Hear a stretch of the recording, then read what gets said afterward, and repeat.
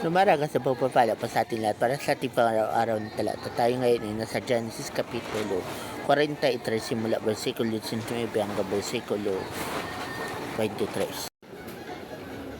Kaya nilapitan nila ang katiwala ni Jose at kinausap sa may pintuan ng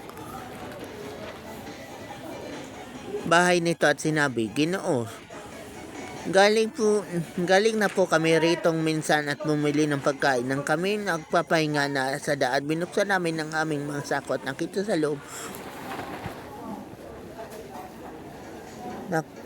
loob ang lahat ng salaping ibinayad namin sa pagkain.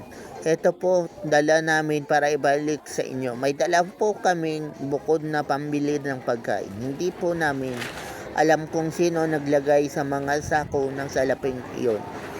Huwag kayong mag-alala, sabi ng alipin. Huwag kayong matakot, ang Diyos ng inyong mga ama ang naglagay sa salaping iyon. Tinanggap ko ang inyong kabayaran sa binili ninyong una.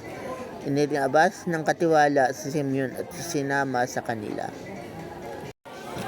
So sa passage ito, nagtatanong sila tungkol doon sa bayan na nakabalik sa kanila. Pero di na alam na strategy lang yun ni Joseph. At pinalaya na si Simeon, kumbaga nag-reunion na silang mga magkakapatid.